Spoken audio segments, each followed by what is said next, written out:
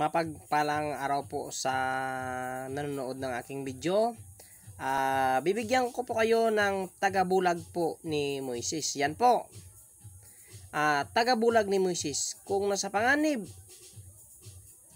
ang buhay dahilan sa pagtatangka ng kaaway, bigkasin lamang ng 3 ulit ang sumusunod na orasyon. Bago pumanaog ng bahay, hindi ka makikita sa loob ng 12 na oras po. Yan. Sa 12 oras po, hindi ka po makita ng kaaway. Bigkasin mo po ang Leirawi, Wiyako, Nerk. Yan po. At iihip po sa dibdib. Tsak po, hindi ka po makita ng iyong kaaway. Kasi yan po ang ginamit ni Moises na tagabulag. Yan po ay subok na dahil nga nanggaling talaga ito sa libreta. Yan. Sa lahat po ng mga antingero dyan ay respeto po. Sa mga kapwa natin mga manggagamot at sa ating pong nanonood ng ating video, yan po ay kunin nyo. At saka magbibigay pa ako ng isa na dasal.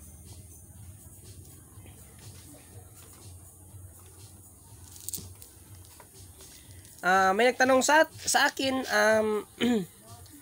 kung ano ba ang ibig sabihin ng 4 na G. 4 na G ang 13 misteryo ni Kristo. Yan po ang ibig sabihin ng 4 na G. Galgap na nigal sa panggagamot. Sa paghihimala ay ganlap na nigan.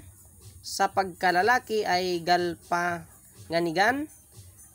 Sa tigal po ay ganpanaligan.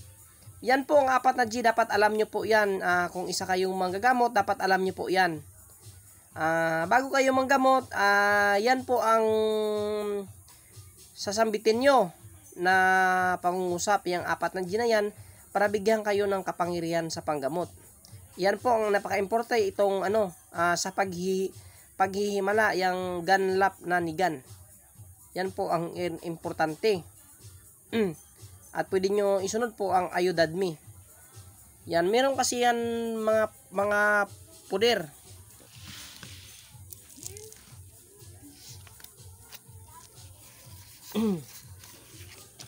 Yan, mga puder kasi yan. Bago manggamot, ayan ay itong sasambitin mo.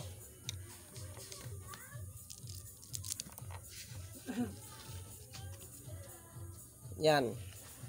Mga puder yan ay bago yan manggamot, yan po ang sasambitin.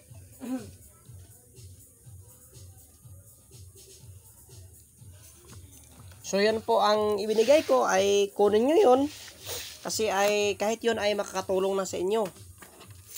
Yung mga tagabulag, yan po ay importante. Kanina pala ay hindi ko napadala yung kay bro natin kasi napakalakas talaga ng ulan dito, ay hapon na tumigil. At saka itong bagakay na walang butas ay nako bro ay yan, palagi mo yung tinatanong. Yan, ito na ang yung bagakay, hindi pa napadala. Pagkabukas ay iba may padala ko na ito o GNT lang siguro kasi malakas talaga ang ulan.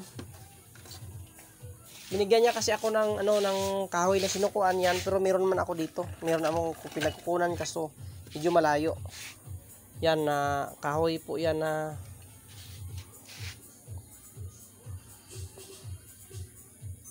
hindi makita kasi may ilaw.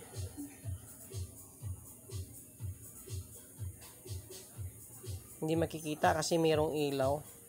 Yan kahoy na sinukuan, Santa Cruzan o tinatawag o City Bertudis sa iba.